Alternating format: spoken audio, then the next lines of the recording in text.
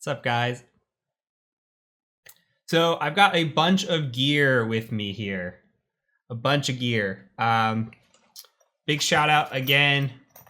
Hak5, got the Hak5 Field Kit. So I want to talk about Hak5 Field Kit. I've got a Raspberry Pi here. I've got an old Alpha card. This is one of the things that I need to upgrade here, but haven't yet. I've got my handy dandy laptop that I use for pen testing. I've got all kinds of lock picking stuff.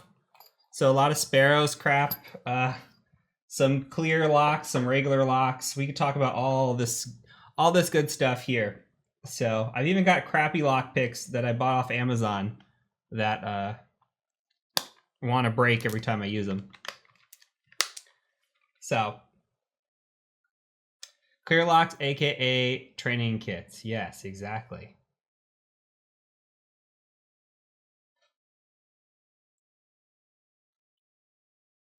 You think today's a giveaway day? I don't know about that. I think tomorrow's the giveaway day, guys. Tomorrow's the giveaway. Not to brand them, but you saw the Vixing mouse. They're giving away 5 of these guys, which they're not bad. They're giving away 5, so I'll have to. You reminded me I have to give some away tomorrow, so we'll do that as well. Of course, I'm getting a phone call as we speak. It's always spam, guys. All right, so first things first. This is the new toolkit. So this is what Hak5 sent over, and it was Darren actually who sent it over. Darren sent it over, and he said, "You know what? Review it, but like give an honest review." What's up, Ben? How you doing, buddy? Oh shit, Ben's streaming? I did not know you were streaming, dude. This is a no-no on my part. So apologies. I did not know today's your stream day. Who gives a fuck? That's true. That's true. Well, hi. Hi, guys. Hi, everybody. But yeah, so we've got the Hak5 Field Kit, and like I said, Darren sent it over, and he just said, you know what, review it honestly. He didn't tell me to say anything. They didn't pay me to say anything. They just sent one over. So kudos to them. And taking a look at what I put inside of it. So this is kind of like, it's got this first pouch here, and then it's got actually a secondary pouch that you can unzip. Holy shit, Ben. Thank you, buddy. Holy shit. Thank you. Appreciate it, man. We've got a secondary here as well. So in this first pouch, I'll just pull things out. I have it all organized, and it's gonna make me sad, but so I've got all the antennas for the Wi-Fi pineapple that comes with this. And if you want to take a look, I can share my screen as well. This is kind of what the field kit looks like. You can see that it comes with quite a bit of stuff, and they're actually having a discount on it right now, which is nice. But yeah, it comes with quite a bit. It's got the Tetra that comes with it, the Bash Bunny, the Rubber Ducky. It also comes with some accessories, which I wasn't expecting, which I'll show you guys as well.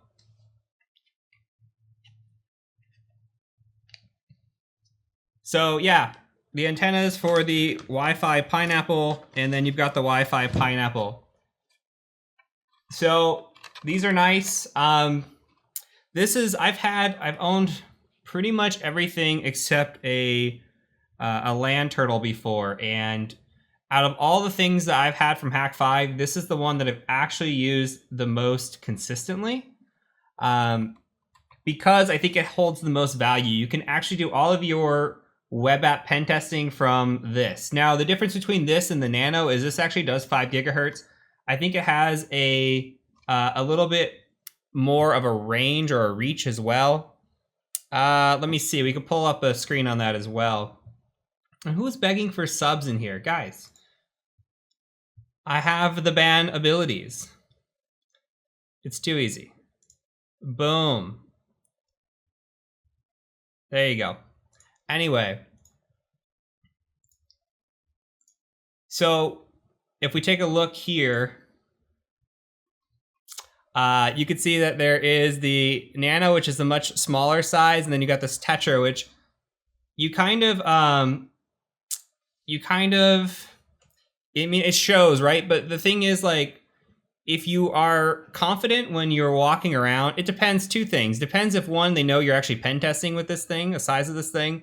And two, if you're on like a physical and you're just walking around with this bag, yeah, you've got stuff hanging out or hanging around, but most people won't even question you as long as you look and act like you belong. So you can see it's got a double the range of the radio, which is nice. It's got some extra ports. The thing that really you need to go with one of these is, which I have in the front pouch, I've got it's called a RAV Power. So I don't know what this was, like 40, 50 bucks, and it lasts forever. So I just plug in the pineapple into this thing when I'm doing a test, and it just pretty easy. So it lasts quite a while.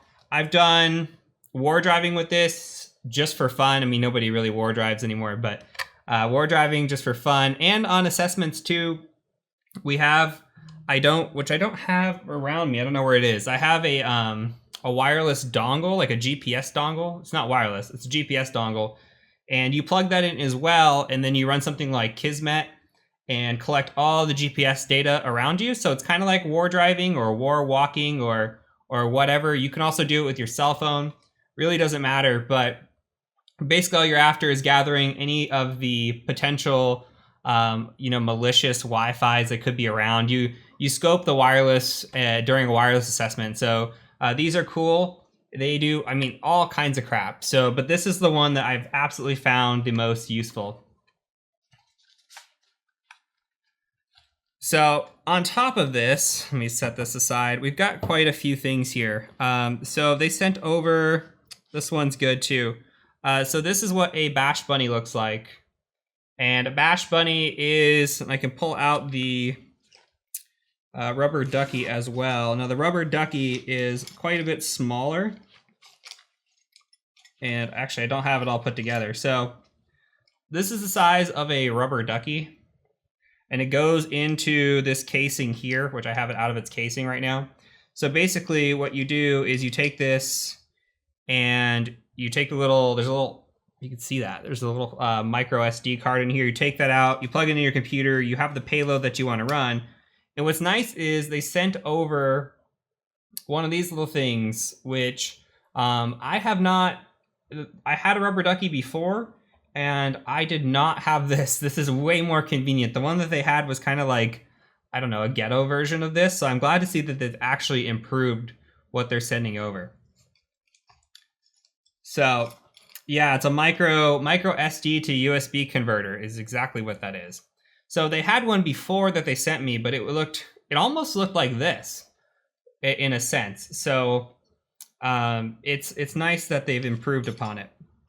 But so here you have you've got the rubber ducky, right? And you've got the rubber ducky, you've got the bash bunny. So sizable difference. But this is like the rubber ducky on steroids. Hey, thanks, Layer 3 Guru. I appreciate it, man.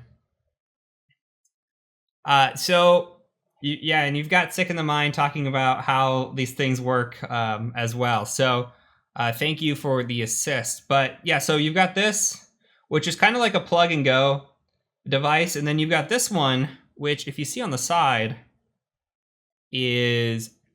has a switch that comes with it, right? So I think you could send up to 2 payloads with it, which is pretty nice. And it has its own little scripting language. There's a nice repository on GitHub for scripts for this. And it's really a plug and go kind of thing. You plug it, you take it out, you get what you need. This one here they advertise it as like a drop, like a USB drop kind of kit. I don't know if I would spend $50 on a USB drop when you can spend, $50 on like 100 USB sticks and still achieve the same. So this wouldn't be one you'd want to drop. This would be one you'd want to actually like keep and plug in. And I should note, like, all of this is really for physical assessments. So if you're not doing a physical assessment type deal, these probably aren't useful to you. And thank you, Sig, for the sub. I appreciate that. 3 months in a row. Thank you. So big difference in size, big difference in capabilities. For the extra $50, it's probably worth just buying the Bash Bunny as opposed to the Rubber Ducky. This has the nice little switch where you just set it. You say, hey, I'm plugging this in my computer. Don't inject on me, kind of deal. And then they've got the 2 injection switches as well. So you don't have to like finagle this. The downside to the Rubber Ducky as well is you have to take it out of this case every single time you want to change the payload. You don't have multiple payloads that you run. So for $50 extra, I honestly think this one is worth it. So some other toolkits they sent over. I'll talk about the accessories here in a bit, but let me grab out.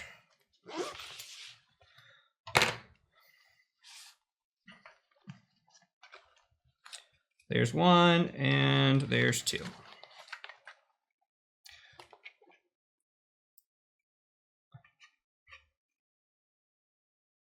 Okay, so this is a packet squirrel. You can see on the bottom, packet squirrel.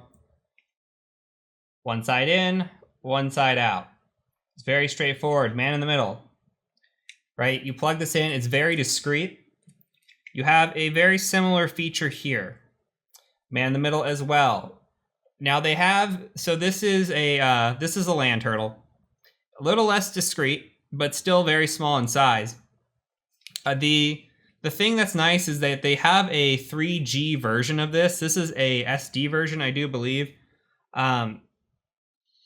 The 3G version of this can actually talk back as like a C2 and act like and give you back a reverse shell over a network with just plugging this in. So one of these, and I think, let me see how much the land turtle is. The 3G is 140 right now. Typically 200. I don't know if that's honestly accurate or if they're just having a true sale right now, but it's 140 at the moment. PC Wizard, thank you for the sub. I appreciate that. Thank you. So this thing here is $60, and then this other one is 140. And I realize I'm not sharing my screen, but SD versus 3G. So, all right. So both man in the middle, and you can look up, and I actually will paste if you want to see the differences. There's a nice little, where did I find it?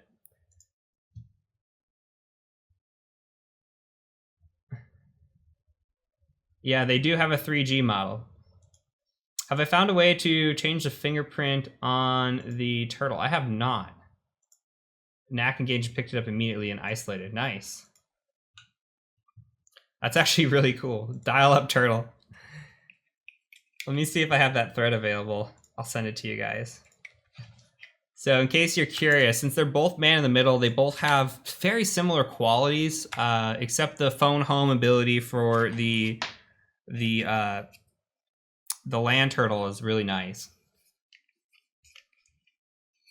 So anyway, I'm gonna put this one back, and I had this so nice and neat in here.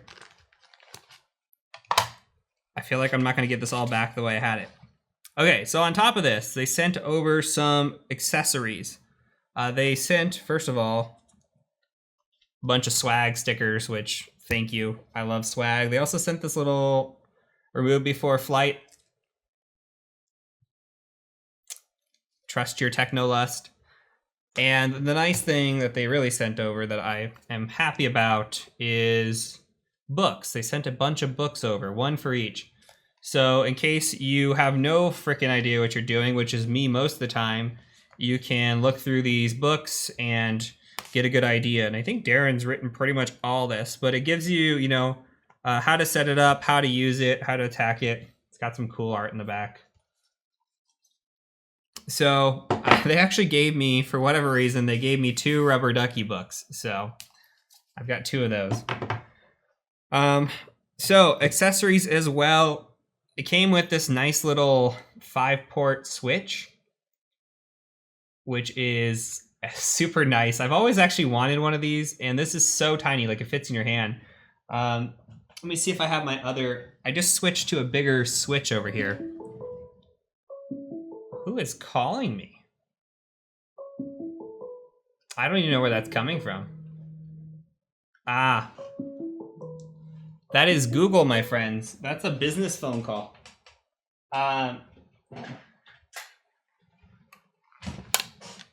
So, for comparison, here is a Netgear switch compared to this little 5-port switch here. So, incredibly small, and actually, that's really awesome.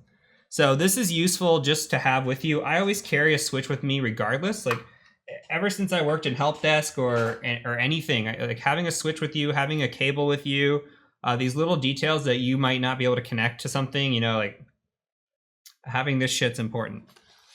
So they've also got a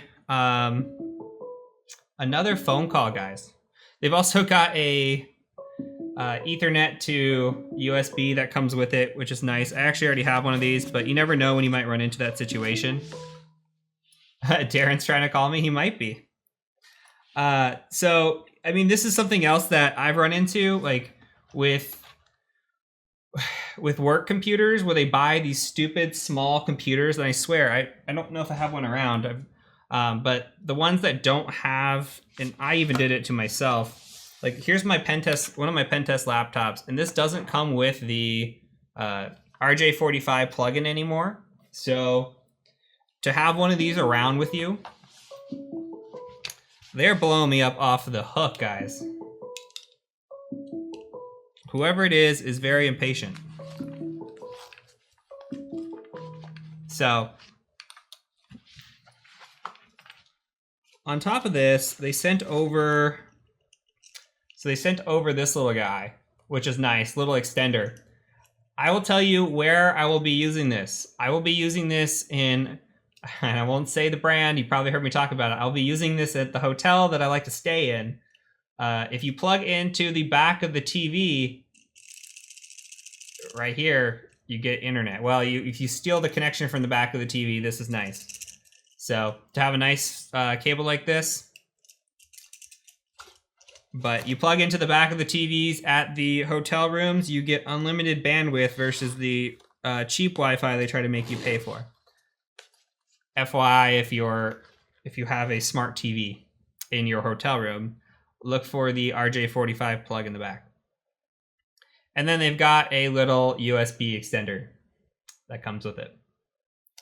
So the other thing that you would want with this, this wire is just like it's just a RJ45, but the other thing you'd want with this would be to take let me close my Google, guys, because that's just annoying. Like, leave a voicemail. Leave a voicemail. And honestly, it's probably some guy wanting to have me teach him pen testing or something ridiculous. So anyway, yeah, so have this with a coupler. I don't know where my coupler's at, but super useful to have. You never know when you're gonna need a coupler as well. But the coupler is nice because instead of having to like go behind the desk or whatever at the hotel, because sometimes it gets tricky, you can just plug in the connection if it's not long enough and then run it to your computer with another cable like this. All right, so that's my Hak5 gear. Again, thank you Hak5 for sending this over. As you saw, we did give away a pineapple not that long ago. Maybe I'll give some more of this stuff away if I don't use it. If you're looking for the tools, shop.hak5.org will get you there. I have no affiliate link, no nothing, so feel free to use it, abuse it.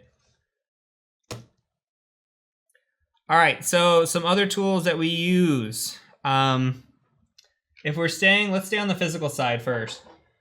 So physical side, if you're looking into getting into lock picking, which in reality, lockpicking is not, it's not really that common, even on physical assessments.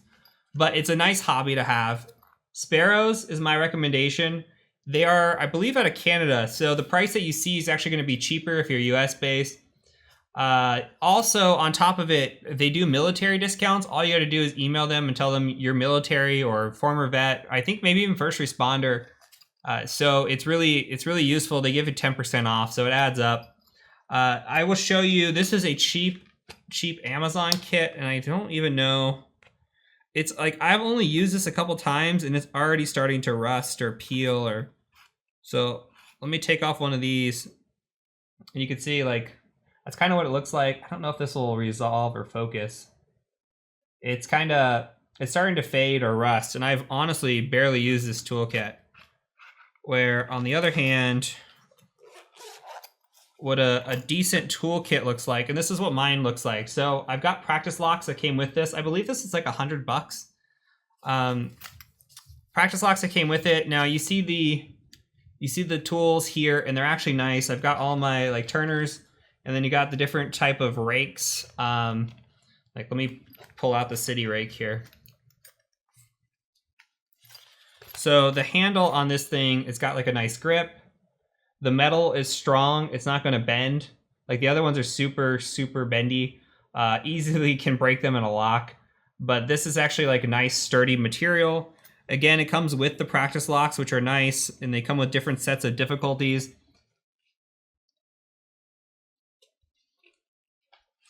And then you have these locks that come with it that you can actually look at the pins. So that's kind of similar to the clear lock that I have, which I'll show you guys as well.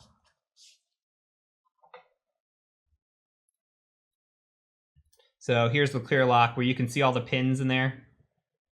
My focus isn't super great on this webcam, but yeah, so you can see all the pins in there. It's really nice. And you can kind of watch what you're doing. But so yeah, that's part of the toolkit. Now, in reality, like you're not, I honestly can't remember the last time I picked a lock. Maybe once on a physical assessment. More of the time you're using social engineering. You're using like a can of air to bypass infrared, or you're like, you might be using, I don't know if I have it around, like a shim. There's a bunch of other tools and door tools that you could use. I don't know if I have my shim in here. I do have a shim. This one's broken, but this is what a shim looks like. You can get these from Sparrows as well. So things like this, way more useful. Like under the door tools, or a, they've got one that you can stick through a door and then twist and then pull to pop the bar. So super nice. But some other tools that you might use, this is ones that I just have for fun.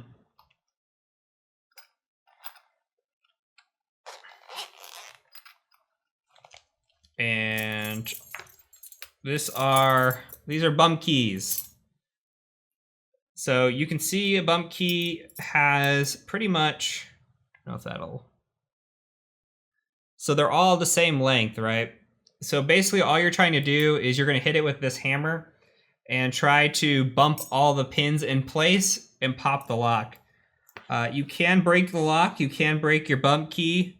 It's a very specific motion. And the other thing as well that kind of sucks about this is these really didn't come labeled. I wish that they would have came labeled. You know, for the different types of locks, you can look at it and see like, you know, like it's got a WK2 on one of them or Y2. You can look up those codes and see what they go in line with and maybe label these yourself. But, you know, little added request is I wish they would have come labeled.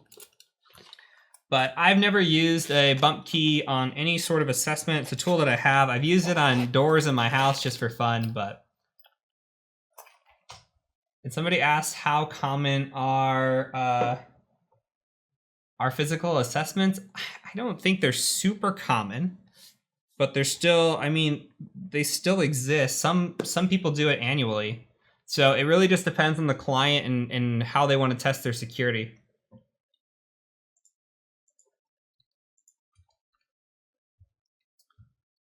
Can I make a series on web hacking for beginners? That's That's a really specific request that tells me you haven't looked at my channel at all, my friend. But lock picking stuff, it's all Sparrows. Like Sparrows is my recommended brand.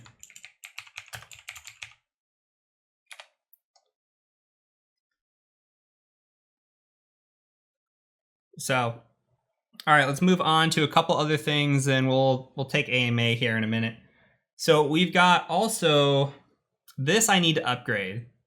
So I use an alpha for wireless pen testing, and I've kind of switched into the Pineapple recently, but it's always good to have a network card like this. This one was like 30 bucks. This, though, is a little dated. We are on 5G now. This is only 2.4 gigahertz. So I've used a Panda one recently. We were doing a wireless CTF, and somebody had a Panda one that I used for 5 gigahertz. It was really, really nice. It was plug and go. So some of these old alphas, I still have issues with Kali now as it gets newer, that these ones don't work as well. So, you know, we should Google the company that's calling me repeatedly. Let me look it up, because this is absolutely insane.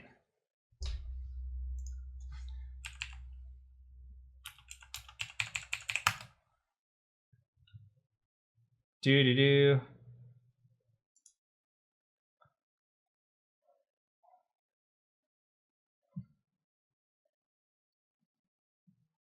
Interesting. Looks like a scam number. A scam number that calls 17 times.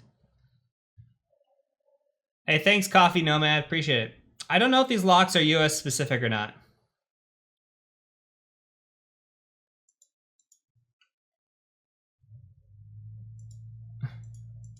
I should just give out my social security number, right? So on top of this, okay, so these cards. So the nice thing and why we use these cards are they allow us to inject packets. So typically you're on a network and then you're using this as an injection. You can, and I have seen smaller ones. You can use smaller ones, like little tiny micro ones, but you have the antenna that comes with it. That's nice, gets you some range. So I would recommend using an Alpha or a Panda or any of the ones that have some nice range to them. But anyway, so on top of that, we have Dropboxes that we might use. So one being a Raspberry Pi. Now, I have never used this as a Dropbox. So the issue that I have with this and why I use this cheap HP. The issue that I have with Raspberry Pi is the new 4 looks really nice, and I actually want to try it out, but they're headless. So I feel like I've run into situations with clients before where, you know, you have to let them log in and maybe do some troubleshooting as to why that computer's not working on their network. And if you run into a situation where this is headless, then you're asking them, hey, plug this into a computer, get a mouse and keyboard, plug that in, and do a lot of work. You shouldn't have to ask your client to do any more work than necessary, because you're doing the work for them, and everything that you send over should be ready to go. So this is what I use, and this is like $500. It's one of those, I don't know why it's fancy or what it does, but it does that whole bendy thing where it bends all the way back. The RAM on this, I don't even remember. I believe, so this is an i3 8th gen, I believe 8 gigs of RAM. I don't know if it's touchscreen. I do believe it's 8 gigs of RAM.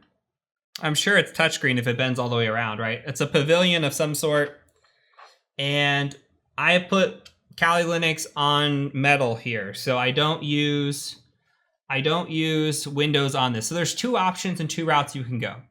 One is Kali on Metal, and there's nice things and bad things about it. The nice thing about it is you don't need a lot of resources, you don't need a lot of RAM, and it's really like a cheap laptop you can just ship out. They can use and abuse it, etc. So all that happens here is you put a VPN on this. The VPN talks home as soon as it gets plugged into an internet and booted on, and then you log into the VPN and you can use the same network.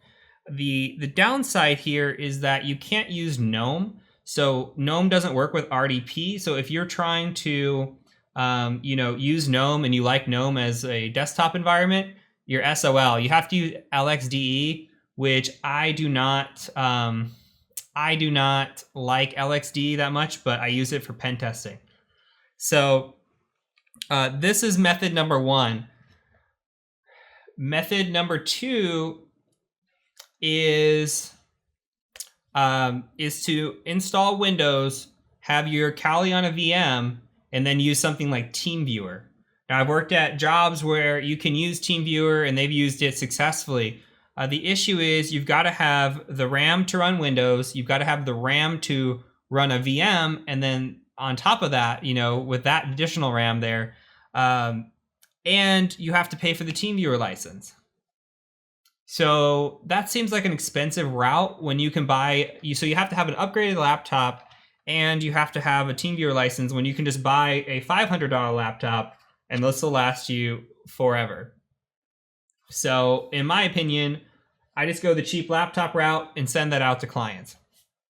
Now, personal laptops, I have an Asus Republica Gamers that's like, I think 16 gigs of RAM. It's like a $1,200 laptop, but it is what it is. I wouldn't recommend I wouldn't recommend it to anybody.